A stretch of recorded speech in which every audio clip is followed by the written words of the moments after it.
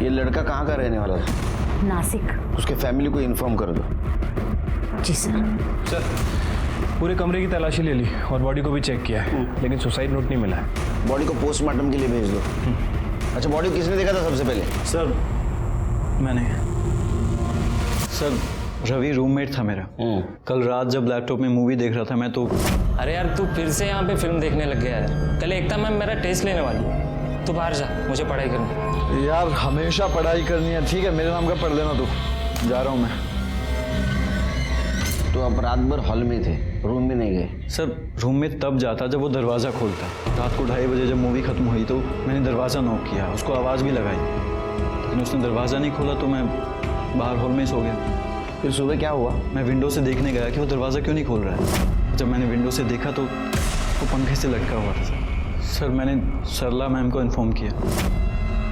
तुम रवि के रूममेट हो ना, तो उसके बारे में काफ़ी कुछ जानते। खुश रहने वाला बंदा था सर। नई मूवी आई क्या? ओए ये ले, तू भी थोड़ा रिलैक्स हो जा भाई। नहीं भाई, तुम लोग भी पियो। मुझे रिलैक्स होना होगा तो मैं कोई मोटिवेशनल बुक पढ़ लूँगा। अबे किताबी कीड़े, एक दिन तो मस्ती कर ले। मस्ती तो मैं कर रहा हूँ, और मुझे मस्ती करने के लिए ना ये सब दारू की जरूरत नहीं पड़ती, समझा? तुम सब ने कुछ और देखा सुना? सर कल रात को तो हम लोग जल्दी ही सो गए थे।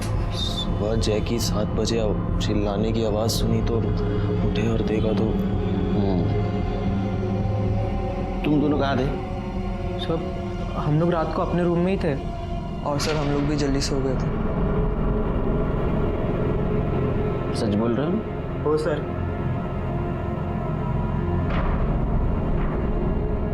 ये बंगला आपका है? जी सर, ये हमारी पुश्तैनी प्रॉपर्टी है। यहाँ मैं और मेरी बेटी एकता रहते हैं। तो अब दोनों ही रहती है बंगले में? आपके पति नहीं रहते आपके साथ?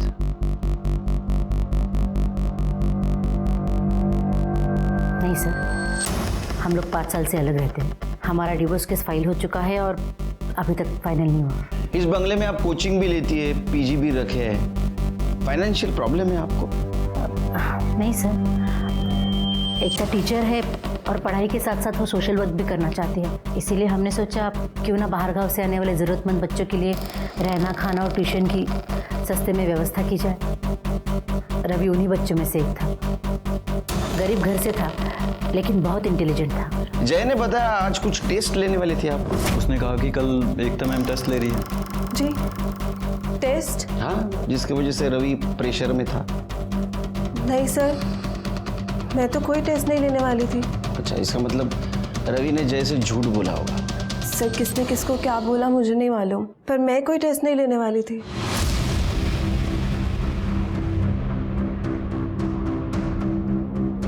आप इतनी घबरा क्यों रही है? नहीं नहीं सर, मैं घबरा नहीं रही हूँ। वो इतना बड़ा हादसा हो गया तो बस थोड़ा डर गई हूँ। जरा नाम क्या तुम्हारा? गोविंद। क्या करते हो? नौकर हूँ यहाँ पर। रवि ने सुसाइड क्यों किया बता सकते हो? नहीं साहब।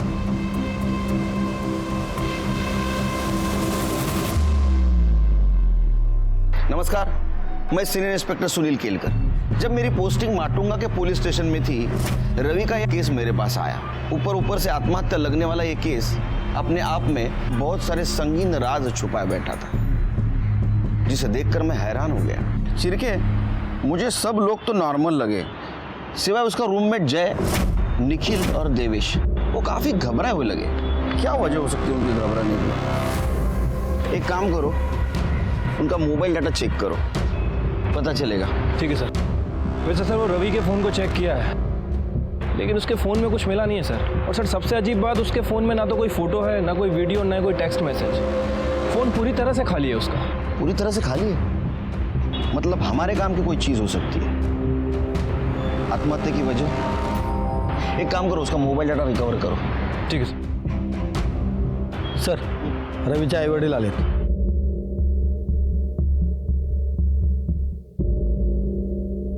साहब हम लोगों को यहाँ क्यों बुलाया है? बैठे। आपके बेटे रवि के बारे में पूछताछ करनी थी, त्याच्याबद्दल काहीतरी सांगा। रवि के बारे में? रवि के बारे में क्या बोलना है साहब? रवि हमारा इकलौता बेटा है साहब। हम दोनों कुछ पढ़े नहीं, पर उसको पढ़ने का बड़ा शौक है। हाँ साहब, हम गरीब लोग हैं, उसके आगे की पढ़ाई कैसे करते ना हम लोग, तो हम लोग ने कर्जा निकाला। नंतर रवि पुढच्या शिक्षणासाठी मुंबईला गेला और बोलता है उसको डॉक्टर बनना है, और डॉक्टर बनने के बाद पूरे गांव की सेवा करेगा। उसे कोई परेशानी थी? हो साहब, मुझे परेशान तो है। क्या है कि वो पिछले कुछ दिनों से फ़ोन करके ना 15-20 हज़ार रुपये मांग रहे हैं। वो सरला मैडम है ना, जहाँ पे वो रहता है, कह रहा है कि उन्होंने कुछ फीस बढ़ा दी है। साहब तुम्हें बकता है हमारा, हमें गरीब लोग हैं, इतने पैसे के लिए तो हमने इंस्टीट्यूट खोला है अपना। झूठ बोलो ये औरत! ये सबसे मीठी मीठी बातें करती है और सबसे पैसा ऐंठती है, फंसाती है ये। कैसी बातें कर रहे हैं आप? क्या बात कर रहा हूं मैं? तूने मारा है मेरे बच्चे को, तूने मारा है। मैं तेरे को नहीं छोड़ूंगा। तूने मारा। क्या कर रहे हैं आप? तू हट, बीच में मत आ, तेरे क्यों ले जाएगी? हट। तुम पीछे जाओ। तूने मारा मेरे बच्चे को, बोल। पैसे के लिए तूने मेरे बच्चे का खून किया ना? देख अभी ना मेरा खून भी तेरे सर पे आएगा, देख। क्या के लड़के में एक तो अपना बेटा आप उनको छोड़ के चला गया, और आप भी मुझे छोड़ के जाओगे तो मैं कैसे जीऊंगी? क्या किया आपने? हॉस्पिटल ले उन्हें। क्यों किया आपने? ले जाओ इन्हें हॉस्पिटल। हेलो, ये छोड़ो ना, याद रखना। ये रवि के पेरेंट्स का कहना था कि आपने एक्स्ट्रा फीस मांगी है और उसकी वजह से रवि परेशान था। नहीं सर, एक्स्ट्रा फीस वाली कोई बात ही नहीं थी। आप चाहिए तो बाकी बच्चों से बात कर सकते हैं। हो सकता है रवि ने अपने पेरेंट्स से फीस के नाम से कुछ एक्स्ट्रा पैसे मांगे हो, और इसीलिए शायद उन्हें लगता हो कि उसने फीस की वजह से आत्महत्या की।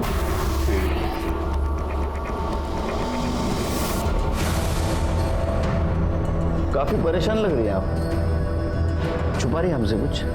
नहीं सर, मैं कुछ नहीं छुपा रही। वो बस जिस तरह से रवि के पापा ने माँ पर हमला किया, उससे डर गई हूँ। वो तो रिएक्ट करेंगे, उनका इकलौता बेटा जो था रवि, नेचुरल है। लेकिन एक चीज मुझे नेचुरल और नॉर्मल नहीं लग रही। रवि ने जैसे कहा था टेस्ट है, मुझे पढ़ाई करनी है, इसलिए जब बाहर के रूम में आके बैठा था। आप कह रही टेस्ट नहीं थी। रवि के पेरेंट्स का कहना है आपने एक्स्ट्रा फीस मांगी थी, इसलिए रवि परेशान था। आपका कहना है मैंने एक्स्ट्रा फीस नहीं मांगी थी। सच क्या है?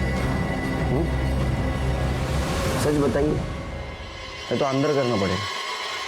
पाटिल मैडम। सर आप ये कैसी बातें कर रहे हैं? हम कोचिंग के नाम से सोशल सर्विस करते हैं और आप हम ही पर इल्ज़ाम लगा रहे हैं। आप चाहिए तो बाकी बच्चों से पूछ लीजिए। गोविंद, बुलाओ सबको। जी क्या गोविंद? नमस्कार सर। कैसा है? ठीक है। बच्चों को बुला।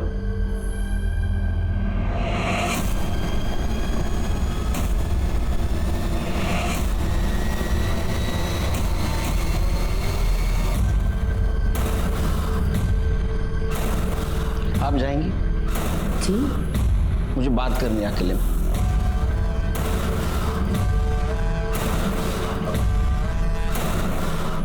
टीचर ने एक्स्ट्रा फीस मांगी थी आपसे? अच्छा, एकता टीचर कैसी है? अच्छी है सर। दिखने में नहीं, पढ़ाई में प्रेशर देती है पढ़ाई के लिए? फार होशियार मुलं आहात तुम्ही। गुड। सिरके, या तो ये लड़के झूठ बोल रहे, या तो रवि किसी बात से जरूर परेशान था, इसलिए अपने माँ बाप से पैसे मांग रहा था। सर ये भी तो हो सकता है कि सरला सच बोल रही हो। ये लड़के पैसों के नाम पे अय्याशियां करना चाहते हो और इसीलिए अपने माँ बाप से पैसे मांग रहे हैं। नहीं, लेकिन एक बात तो साफ है कि ये रवि करियर ओरिएंटेड लड़का था, लेकिन किसी बात से जरूर परेशान था। कुछ उसके दिमाग में चल रहा था। एक काम करो शिरके, उसका मोबाइल डाटा रिकवर करवाओ। शायद हमें कुछ ऐसी चीज मिले जिससे पता चल सकता है कि इस बंगले में चल क्या रहा था। हाँ मैडम कह रहे हैं, मैंने किया। कौन से मैडम की बात कर रहे हैं? सरला या एकता? पता नहीं सर, वीडियो के साथ जो मैसेज आया उसमें सिर्फ इतना लिखा है, I have the proof, you will pay. अब ये वीडियो तुम्हारे पेरेंट्स को दिखाऊंगी। कौन से मोबाइल से आया वीडियो? सर ये एकता शाह के मोबाइल से आया। एकता शाह? शिरके, अगर ये मैसेज एकता शाह के मोबाइल से आया है तो उस पर केस बनेगा, आत्महत्या के लिए उकसाने का। एकता टीचर्स ट्रेनिंग के लिए गई है। कब और कहां? कल सुबह भांडारकर इंस्टीट्यूट पुणे। वो ट्रेनिंग हमेशा वहीं होती है। कदम, इंस्टीट्यूट में फोन लगा और एकता को लाइन पे ले लो। सर लेकिन आप ये सब क्यों पूछ रहे हो? शिरके, दिखाओ क्यों पूछ रहे हैं। हाँ मैडम कह रहे मैंने किया।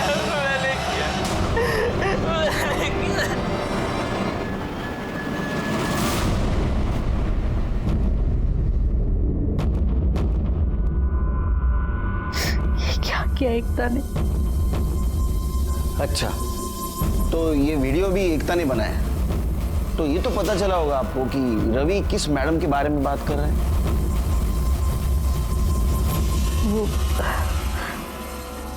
वो मेरे बारे में ही बात कर रहा था सर।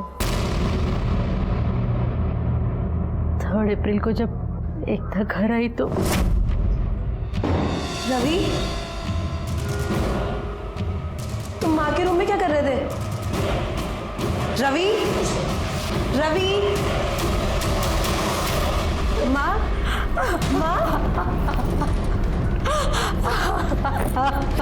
क्या हुआ माँ? बोलो माँ, क्या हुआ? माँ क्या हुआ? बोलो। रवि ने मेरा रेप किया है। रवि ने आपके साथ रेप किया था, पुलिस कंप्लेंट क्यों नहीं किया आपने? क्या करते सर बता के? बदनामी तो हम दोनों की और हमारे इंस्टीट्यूट की होती ना सर। मुझे लगा था ये सब कुछ वहीं खत्म हो जाएगा। मुझे नहीं पता था कि एकता उसके कमरे में कब गई और कब कन्फेशन वीडियो किया। तूने मैडम का रेप किया है ना? मैडम कह रहे मैं नहीं किया। सर मैंने भांडारकर इंस्टीट्यूट में कॉल किया तो उन्होंने कहा कि एकता ने वहाँ पे ट्रेनिंग के लिए रजिस्टर भी करवाया था, लेकिन वो वहाँ पे पहुँची ही नहीं। सर मैंने एकता को कॉल भी किया लेकिन उसका फ़ोन स्विच ऑफ आ रहा है। पहुंची नहीं मतलब? कहाँ गई वो? शिरके, घर की तलाशी लो। एकता है क्या देखो, या किधर फरार है। सर मेरी बेटी घर से गायब है और मुझ पे ही शक कर रहे हो। मैंने कहा ना वो घर पे नहीं। आप रिलैक्स, रिलैक्स। कदम, तुम बाजू वाला रूम देखो। कड़े, बाथरूम चेक करो। सर क्या हुआ?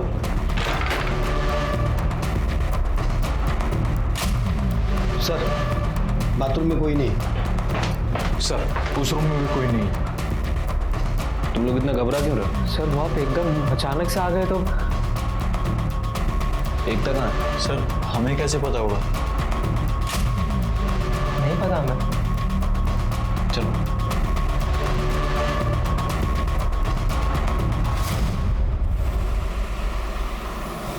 ये साइन यहाँ से कहाँ तक गया? ये मातम यहाँ तक, और फिर बंका हुआ। सर एकता के कॉल रिकॉर्ड्स देखें सर। उसके कॉल रिकॉर्ड्स के हिसाब से उसका फ़ोन माटुंगा से साइन बस स्टैंड की तरफ ट्रेवल कर रहा था सुबह 7 बजे, और सर सुबह 9 बजे उसका फ़ोन वहीं पे बंद हो गया और उसके बाद उसका फ़ोन ऑन नहीं हुआ सर। अच्छा, ये फाइल सर। एक काम करो शिरके, इसके कॉल रिकॉर्ड्स निकलवाओ। ठीक है सर। वैसे सर उन तीनों लड़कों के भी कॉल रिकॉर्ड्स आ गए हैं और इस बारे में मैंने उनके पड़ोसियों से भी पूछताछ की है। वो तुकाराम भी सच कह रहा था सर। इन तीनों लड़कों ने अपने माँ बाप से 15 से 20 हज़ार रुपये मांगे थे फीस के लिए। और सर इन तीनों लड़कों के फ़ोन रिकॉर्ड्स में एक नंबर कॉमन है, ये। इस नंबर से इन्हें फ़ोन भी आते थे और मैसेज भी आते थे। जब इस नंबर के बारे में इंक्वायरी की तो पता चला किसी प्रकाश पाटिल का नंबर है, लेकिन सर एड्रेस जो दिया था वो पूरी तरह से फेक है। और सर जिस दिन रवि ने सुसाइड किया इसी नंबर से उसे फ़ोन भी आया था और मैसेज भी आया था।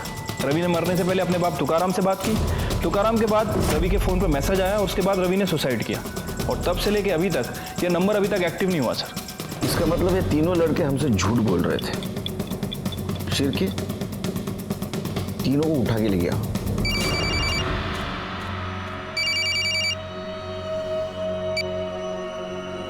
अरे दिवेश, फटाफट रेडी हो जा, अरे पार्टी करने चल रहे अपन। देवेश पार्टी वेन्यू पे पहुंच चुका है, तू भी आजा, Matunga police station.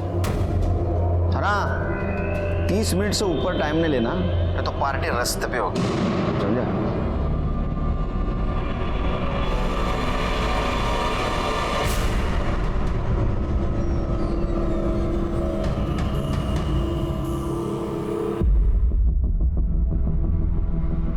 Shirke hair style देखी, एक ही सलून, एक ही टाइम, एक ही कुर्सी पे। प्रकाश पाटिल कौन है रे? बोलो किसका नंबर है? सर वो स्टडी ऐप वाले का नंबर है। स्टडी ऐप के लिए हमने ऑनलाइन सर्च किया था, तभी उसको हमारा नंबर मिल गया। उसके बाद सर हमने उसको 1000 बार मना किया कि हमको कुछ नहीं सीखना है, पर फिर भी कॉल करता रहता है और मैसेज करता रहता है। स्टडी? हाँ सर। तो पार्टी किस बात की कर रहे थे? किसी बात की नहीं सर, वो आज पापा ने अकाउंट में पैसे ट्रांसफ़र किए थे और आज वीकेंड भी है, तो हमने सोचा कि आज पार्टी करते हैं। हाँ सर। पापा ने? हाँ। जाओ पार्टी करो। जाए? हाँ जाओ।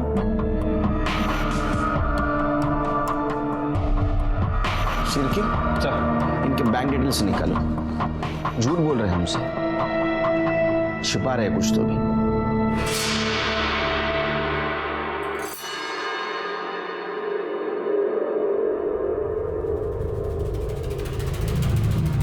अबे क्या कर रहा है, पागल हो गया क्या?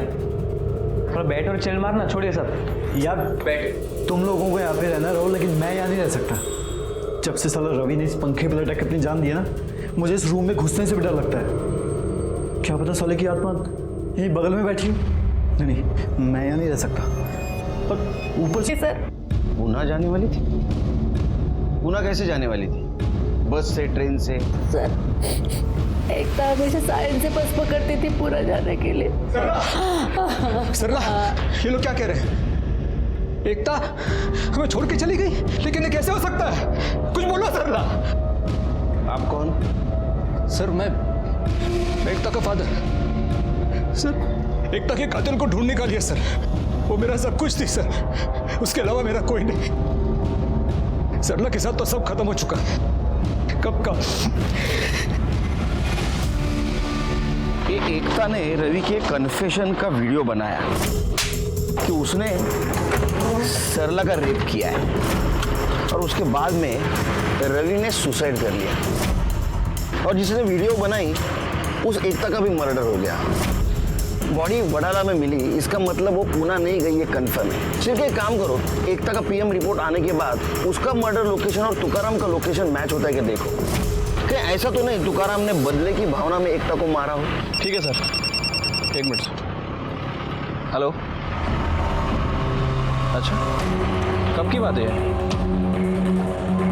ठीक है सर, वो निखिल के बैंक अकाउंट के बारे में एक बात पता चली है सर। वो निखिल ने हमसे कहा था कि उसके फादर ने उसके अकाउंट में 75,000 ट्रांसफ़र किए हैं। वो आज पापा ने अकाउंट में पैसे ट्रांसफ़र किए थे, लेकिन सर वो ट्रांजेक्शन उसके फादर ने नहीं, बल्कि एकता के फादर शाह ने किया था।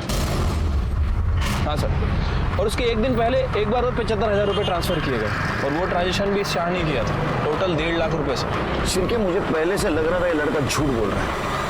क्या निखिल ने पुलिस स्टेशन बोलवा? क्यों रे, तू तो उस दिन बोल रहा था तेरे पापा ने पैसे दिए। सुरेश शाह तेरा बाप है? हाँ, 2 दिन में 1.5 लाख रुपए दिए तेरे को। किस चीज के पैसे दिए थे? सर वो कुछ दिन पहले मैंने सरला मैम और सुरेश को झगड़ते हुए देखा था, और उनके लॉयर्स भी उनके साथ में ही खड़े थे। मुझे हर महीने एलिमनी के 50,000 रुपए चाहिए, वरना सबके सामने ये जो सती सावित्री समाज सेविका बनी फिरती है ना, वो सारी नौटंकी 2 मिनट में खत्म कर दूंगा।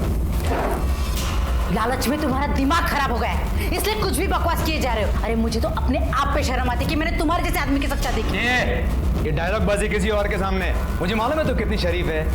बस एक सबूत चाहिए, नहीं कोर्ट में नंगा किया ना तो मैं भी सुरेश शाह नहीं। शाबाश बेटे, तूने मेरा काम आसान कर दिया। आपका काम तो सिर्फ तभी आसान होगा जब आप मुझे इस वीडियो के 2 लाख रुपए दोगे, वरना भूल जाओ। 2 लाख? मैं कहाँ से लाऊं 2 लाख? 50,000 दे सकता हूँ। अगर मुझे इसके 50,000 लेने होते ना तो मैं आपको वीडियो दिखाता ही नहीं। आप फोकट में टाइम वेस्ट कर दिया मेरा। Relax, take it easy. आपस में समझ लेते हैं ना। देखो 2 लाख नहीं, 1.5 लाख दूंगा। फिर सुरेश ने 2 दिन में मेरे अकाउंट में 1.5 लाख रुपए ट्रांसफ़र कर दिए और मैंने उसे वो वीडियो मेल कर दिया। क्या था वीडियो में? सब उस वीडियो में मेरा क्या था? हाँ, भजन, कीर्तन, भांगड़ा, क्या था? सर वो मेरा और सरला मैम का वीडियो था। निखिल, पढ़ाई का बहुत प्रेशर होगा ना तुम पे? क्यों ना तुम्हारा प्रेशर थोड़ा हल्का कर दो? आओ ना निखिल। मतलब सरला ने खुद उसके साथ सोने के लिए तुम्हें प्रोवोक किया? सर सिर्फ मुझे ही नहीं, जय, रवि और दिवेश को भी प्रोवोक किया सर। लेकिन बाद में उन लड़कों को छोड़ दिया उसने। शायद उन्हें वो लड़के पसंद नहीं आए। एकता को पता था उसकी माँ क्या करती है? मुझे नहीं लगता सर, क्योंकि सरला मैम ने हमको धमकी दी थी कि एकता मैम या फिर किसी और को कुछ भी पता चला, सरला मैम हम पे रेप केस का चार्ज लगा देगी। अच्छा, ये सुरेश शाह को तूने जो वीडियो दिया तूने खुद बनाया था? नहीं सर, ये वीडियो गोविंद ने रिकॉर्ड किया था। मुझे तो पता भी नहीं था कि ऐसा कुछ वीडियो बन रहा है ना मस्त वीडियो। हाँ, इतनी आसानी से। अब कितनी मेहनत किए हैं हम, मेहनत का फल तो मिलना चाहिए कि नहीं? ज्यादा नहीं, सिर्फ 15,000, वो भी 2 दिन, कोई जल्दी नहीं है। और अगर तुम नहीं देना चाहो ना तो कोई बात नहीं, ये वीडियो मैं तुम्हारे माता पिता को दे देता हूँ, देखते हैं वहाँ पर से कितना पैसा मिलेगा। सर गोविंद सिर्फ मुझे ही नहीं, हम सब लड़कों को ब्लैकमेल करता था। और जो आप प्रकाश पटेल का नंबर पूछ रहे थे ना सर, प्रकाश पाटिल कौन है रे? स्टडी ऐप वाले का नंबर है। वो किसी ऐप बेचने वाले का नहीं था, किसी गोविंद का था। वो इसी नंबर से हमें ब्लैकमेल करता था सर, फ़ोन करके और मैसेज करके। सर गोविंद का कहना है कि वो ये सब कुछ सरला मैम के कहने पे करता है, और जितने भी पैसे उससे आएंगे वो सब पैसे सरला मैम के पास जाएंगे। तुम में से किसी ने गोविंद को पैसे दिए थे? हाँ सर, हम सब लोग फैमिली वालों से एक्स्ट्रा ट्यूशन फीस के नाम पे पैसे मंगाते थे। मतलब रवि को पैसे नहीं मिले और पैसों की वजह से उसने आत्महत्या कर ली। हो सकता है सर, क्योंकि उसके पापा बहुत गरीब है एंड आई डोंट थिंक कि 15,000 देना उनके लिए पॉसिबल है। अच्छा, ये वीडियो के बाद तुम और बाकी लड़के सरला के पास फिर से गए थे?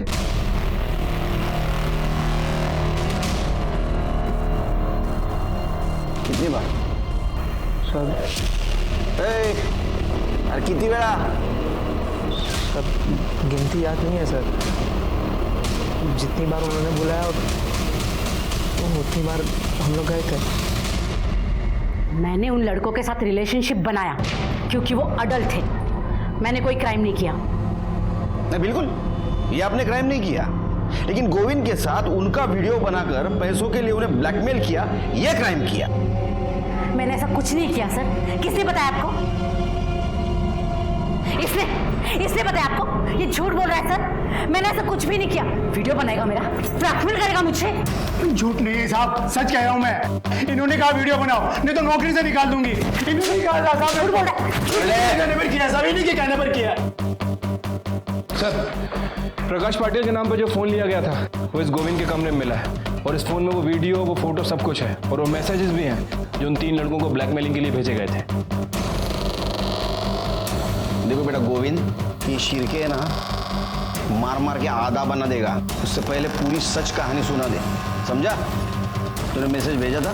हाँ साहब, मैंने भेजे थे। बता, तूने उस रात रवि को क्या मैसेज भेजा था? यही कि अगर एक दिन में 20,000 का जुगाड़ नहीं किया ना, वो मैडम के साथ वाला वीडियो उसके माता पिता को दिखा दूंगा। शिरके, इसकी हड्डी पसली एक करो और इस पे चार्ज लगाओ, ब्लैकमेल और आत्महत्या के लिए मजबूर करने का। ले जाओ इसको। मुझे क्यों पकड़ रहे हो साहब? साहब, मैडम का मोबाइल था साहब, इनका मोबाइल नहीं, इनके कहने पर मैंने मोबाइल उठाई दिया साहब। आपको पता है आपने क्या किया? देखिए सर, मैं गोविंद नहीं हूँ। मुझे भी लॉ के बारे में थोड़ा बहुत पता है, और वो जो चारों लड़के हैं ना, वो 18 साल के ऊपर के हैं। हमारे बीच में जो भी हुआ है हमारी मर्जी से हुआ है। मैंने किसी के साथ कोई जबरदस्ती नहीं की, मैंने कोई इल्लीगल काम नहीं किया। आपकी वजह से रवि की जान गई। आपकी बेटी आपको इनोसेंट समझती थी और रवि से कन्फेशन के चक्कर में वो खुद कल्प्रिट बन गई, इसीलिए उसका मर्डर हुआ होगा। आपने दूसरों का नहीं, खुद का घर उजाड़ा है। आजकल सब पुलिस को लॉ सिखाते हैं।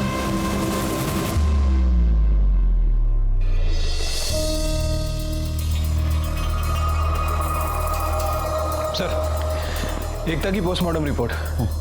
सर, रिपोर्ट के हिसाब से एकता की मौत 8 तारीख को सुबह 10 बजे से 11 बजे के बीच में हुई है। इसके सर पर किसी भारी चीज से हमला किया गया था सर। मतलब जिस दिन ये पुणे जाने वाली थी। Right sir. वैसे सर, एकता के एक कान की इयरिंग गायब है। हो सकता है कि जिसने इसके ऊपर हमला किया उस वक्त वो कहीं गिर गई हो। रिपोर्ट में यह भी मेंशन है कि एकता 3 महीने प्रेग्नेंट थी। क्या सरला को ये बात पता थी एकता प्रेग्नेंट है? पता नहीं सर, हो भी सकती और नहीं भी। वैसे सर, मैंने एकता के कॉल रिकॉर्ड्स चेक किए हैं और इसके कॉल रिकॉर्ड्स में एक ऐसा नंबर मिला है जिससे एकता अक्सर बात करती थी, दिन में भी रात में भी। और जब उस नंबर के बारे में डिटेल्स निकाली हैं तो पता चला है कि वो नंबर किसी दीपक पंडित के नाम रजिस्टर्ड है। मैं और एकता एक ही कोचिंग सेंटर में पढ़ाते थे और वहीं हमें एक दूसरे से प्यार हो गया। फिर मेरी नौकरी एक कॉलेज में लग गई तो मैंने कोचिंग सेंटर छोड़ दिया, लेकिन फिर हम बाहर मिला करते थे। आपको पता था वो प्रेग्नेंट थी? हाँ सर, एकता ने मुझे इसके बारे में थोड़े दिन पहले ही बताया था। हम इसके बारे में मिलके बात करना चाहते थे। 8 तारीख को उसे सायन से बस पकड़ के पुणे जाना था और मैं सायन में ही रहता हूँ, तो हमने सोचा कि मिलके बात कर लेते हैं। 8 तारीख को सुबह हम मिले भी थे। दीपक 3 महीने हो गए, अब तो पेट भी दिखने लगेगा। तुम बताओ मैं कब तक चल रिलैक्स एकता, तुम इतनी टेंशन क्यों ले रही हो? मैं 1-2 दिन में ही हमारी शादी की बात तुम्हारी माँ से करता हूँ। जैसे वो हाँ बोल देंगी ना, हम उसी दिन शादी कर लेंगे। ओके? अच्छा चलो मैं चलती हूँ, वरना लेट हो जाऊंगी और पुणे पहुँचते ही तुम्हें कॉल करती हूँ। फ़ोन भी गया, जल्दी में चार्ज करना ही भूल गई। अच्छा कोई बात नहीं, पुणे जाके चार्ज कर लेना। उसके बाद मैं उसे बस स्टैंड छोड़ के चला गया। वहां से कहाँ गए?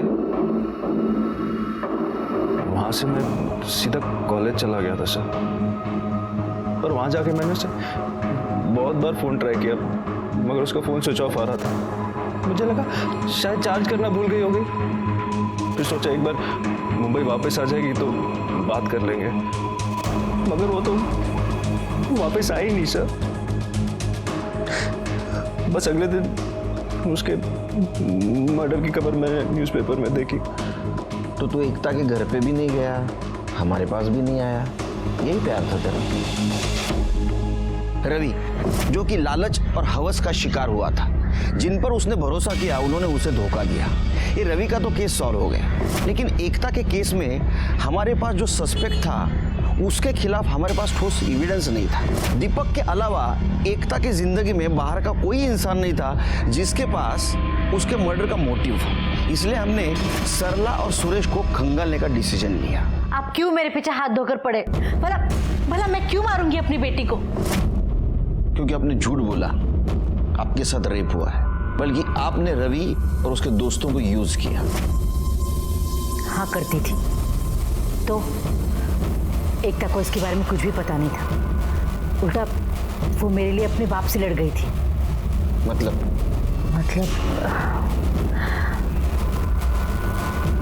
जिस दिन एकता पुणे जाने वाली थी उसकी एक रात पहले सुरेश बहुत शराब पीकर घर आया था। अपने आप को बहुत शानी समझती है ना? वन मोर डे ऐसा एक्सपोज करूंगा ना, खुद आएगी मेरे पास। सेटलमेंट कर दे ऐसे नहीं मिलेगा कोर्ट में। सर, सुरेश नहीं मारा है मेरी बेटी को। उसने जरूर उस दिन का बदला लिया है। सर, साइन बस स्टैंड के सीसीटीवी फुटेज में सुरेश एकता को बस से उतारकर गाड़ी में बिठाते हुए दिखा। एकता मेरी बच्ची थी सर, मैं उसे कैसे मार सकता हूँ? तू ही बताएगा कैसा मारा। मेरा विश्वास कीजिए सर, मैंने एकता को नहीं मारा। नहीं मारा तो बस स्टैंड किस लिए गया था उसको लेके? सर मैं सायन बस स्टैंड गया था, मैं मानता हूँ, लेकिन मैंने एकता को मारा नहीं है सर। मुझे एकता पर बहुत गुस्सा आया था। सरला जैसी औरत के लिए उसने मुझ पर, अपने बाप पर हाथ उठाया था। मुझे उसे सरला की सच्चाई बतानी थी सर, इसलिए घर पहुंचकर मैंने उसे वो वीडियो सेंड किया। लेकिन सुबह तक कोई डिलीवरी रिपोर्ट ही नहीं सर। मैंने उसे फ़ोन किया, लेकिन उसने मेरा नंबर ब्लॉक कर दिया था। लैंडलाइन पे फ़ोन किया तो गोविंद ने बताया कि वो सायन बस स्टैंड जाने को निकली है, पूना जाने के लिए। तो फिर मैं भी वहाँ चला गया सायन बस स्टैंड। एकता, एकता बेटा, बेटा रुक जाओ प्लीज़। देखो कल रात जो भी हुआ उसके लिए माफ़ी चाहता हूँ।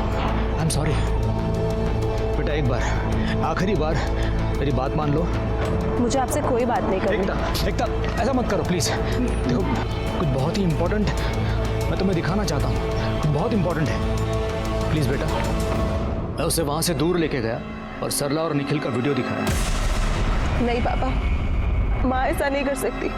जरूर निखिल ने कुछ किया। निखिल ही नहीं, तुम्हारी माँ ने सबके साथ ऐसा किया है। रवि ने तुम्हारी माँ का रेप नहीं किया था, तुम्हारी माँ ने उसे फंसाया था अपने जाल में। फिर खुद बचने के लिए सारा इल्जाम उस बेचारे लड़के पे डाल दिया। वो रोते रोते अचानक गाड़ी के बाहर निकली और चली गई। फिर मैं भी वहाँ से चला गया सर। ये तुम्हारा विजन भी तो हो सकता है। उसको तुम बस स्टैंड लेके गए, फिर वहां से वडाले ले गए, उसको मार दिया और जंगल में फेंक दिया। नहीं सर, नहीं, ऐसा कुछ नहीं हुआ सर। सर उसके जाने के बाद मैं भी चला गया ऑफिस जाने के लिए नरीमन पॉइंट। सर मेरी बच्ची थी वो, मेरी प्यारी बच्ची, मैं कैसे मार सकता हूँ उसे? मेरा विश्वास कीजिए सर। शिरके सर, इसको अंदर लेके जाओ। सर जब तक सच नहीं बोलेगा ना, पानी भी नहीं दूंगा सर। पानी दिखाना भी मत उसको। प्लीज चल रहे, बट प्लीज मेरा विश्वास कीजिए सर। सुरेश शाह को हमने हिरासत में लिया था, लेकिन कुछ फायदा नहीं हुआ, क्योंकि उसका मोबाइल लोकेशन ये दिखा रहा था कि वो 11:30 बजे सायन से लेके नरीमन पॉइंट तक ट्रैवल कर रहा है, और उसके ऑफिस के सीसीटीवी कैमरे में भी वो दिख रहा था। और पीएम रिपोर्ट के हिसाब से एकता का मर्डर मॉर्निंग 10 से 11 के बीच में हुआ था। वडाला में मर्डर करके 15 मिनट के अंदर नरीमन पॉइंट पहुंचना मुश्किल है।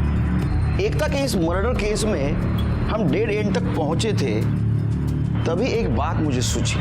तो ये सरला के साथ जितने लोग भी कार्यक्रम करते थे, उन सब लोगों के तू वीडियो बनाता था, है ना? जी। तो इन 4 लड़कों के अलावा तूने और किसी का वीडियो बनाया था? बनाया। किसका? दीपक पंडित। दीपक पंडित? वो टीचर? तो तूने उसको ब्लैकमेल क्यों नहीं किया? किए थे सब, लेकिन वो लीडर निकला साहब। बोला जो करना है करो, एक पैसा नहीं दूंगा। और मुझे ही फंसाने की बात कह रहा था वो। कुछ लेने के देने ना पड़ जाए, इसलिए मैं भी सोचा जाने दो। अच्छा सिरके, इसका मतलब है दीपक का अफेयर सिर्फ एकता के साथ नहीं, उसकी माँ सरला के साथ भी चल रहा था। स्वतःला सियाणा समझते हो, माँ के साथ, बेटी के साथ। तो मैं मान रहा हूँ ना। जब मैं उसका ट्यूशन देने जाता था तो मेरा सरला के साथ रिलेशन था। तो ट्यूशन बंद हो गई, तेरा ये सब कुछ बंद हो गया, तो उसको मिला नहीं?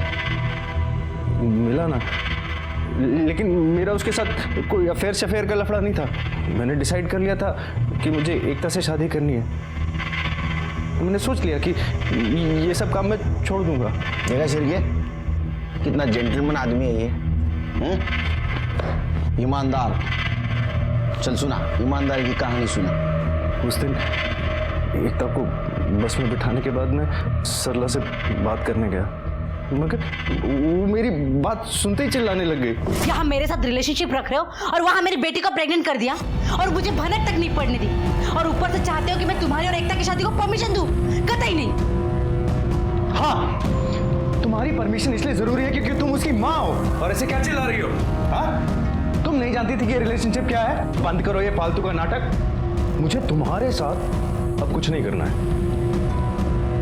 मैं एकता के साथ लॉयल रहना चाहता हूँ। एकता से पहले तुम पर मेरा हक है। हक था, अब नहीं है। अब मुझ पे सिर्फ एकता का हक है।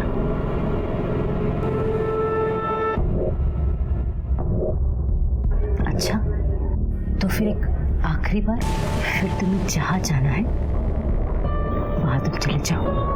मैं जानता था कि सरला मुझे इतनी आसानी से नहीं छोड़ेगी। माँ, माँ,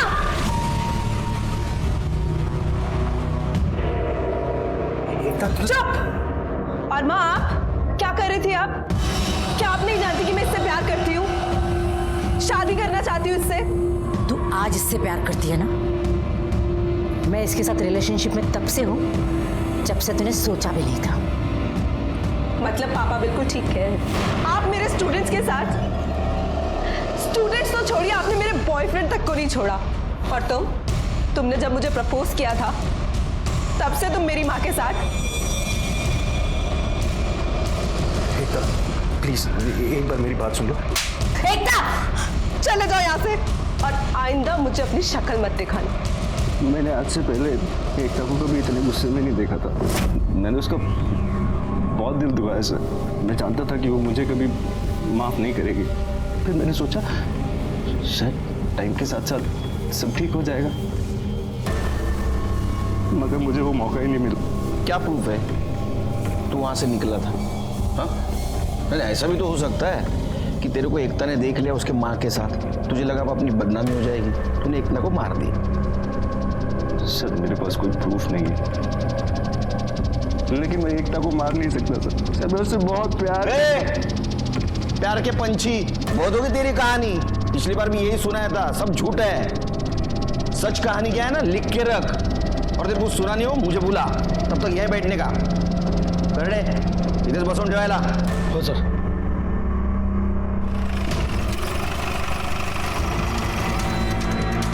जी आप शाम को आ जाइए। चिरके गाड़ी चेक करो, अच्छी तरह से घर छान मारो, देखो किधर मर्डर वेपन मिलता है क्या। कर बगा कदम। ये आप मेरे घर में ऐसे कैसे घुस सकते हैं? और ये कौन से मर्डर वेपन की बात करें आप? सर ये देखिए, ये एकता का एयरिंग लग रहा है और गाड़ी की बैक साइड पे ब्लड स्पॉट्स भी हैं। इनके गाड़ी में मिला? हाँ सर। इनको अपने गाड़ी में लो। चलो पटेल मैडम। सर मैंने कुछ नहीं किया सर। चलो मैंने कुछ किया? अरे उस दिन दीपक के जाने के बाद मेरा और एकता का बहुत झगड़ा हुआ। आपने कभी सोचा है कि आपने कितने लड़कों की जिंदगी बर्बाद की है? रवि ने आपकी वजह से सुसाइड कर लिया और आज आपने अपनी और अपने हाथों से अपनी बेटी को मारा है।